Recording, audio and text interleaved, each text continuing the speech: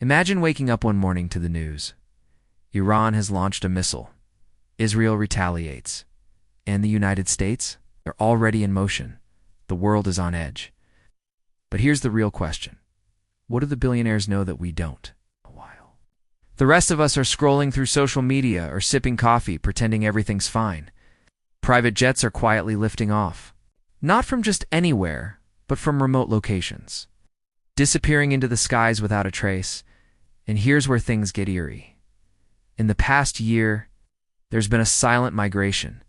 A pattern no one talks about publicly, but it's happening. Billionaires are not just moving money offshore, they're moving themselves. Building secret bunkers, buying land in places like New Zealand, Iceland, and even under the desert in Nevada. But it's not random. The locations they choose are strategic.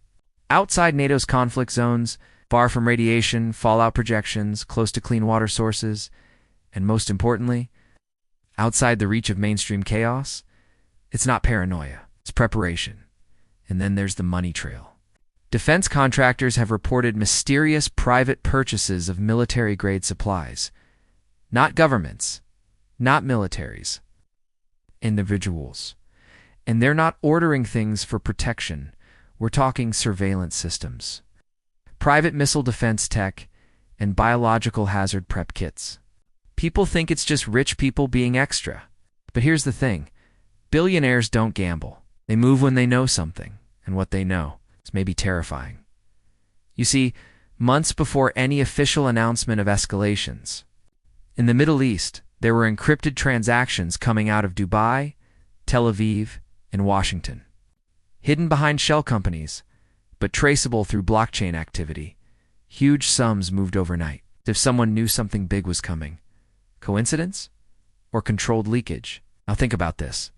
BlackRock, Vanguard, and other global financial giants have subtly adjusted investment portfolios, divesting in tourism, airlines, even commercial real estate, and increasing exposure in weapons, pharmaceuticals, and biotech.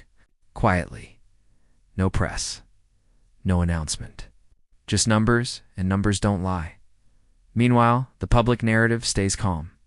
Peace talks, negotiations, political posturing. But beneath that, there's movement. Troops repositioned. Borders tightened. Naval activity intensified. But the real trigger, an intercepted signal.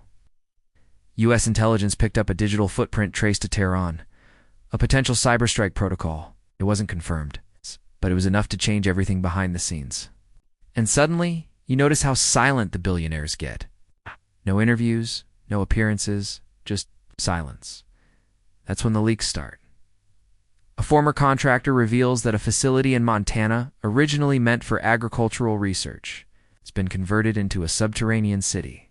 Funded privately, access restricted. And who's on the entry list? CEOs, former politicians, tech moguls, the 0.001%.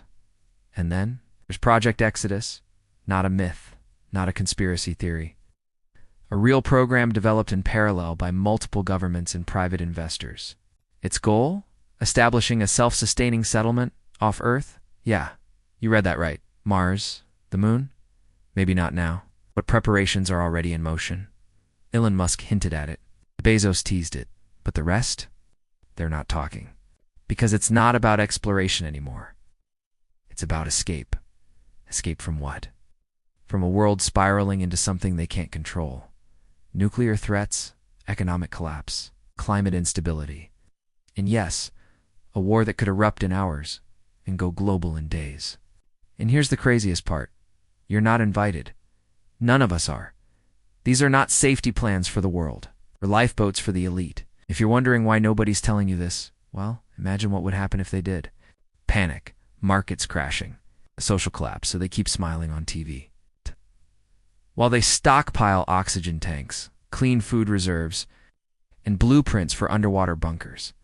There's even chatter from whistleblowers that a prototype submersible base is being tested off the coast of Norway, deep enough to avoid detection, safe from radiation.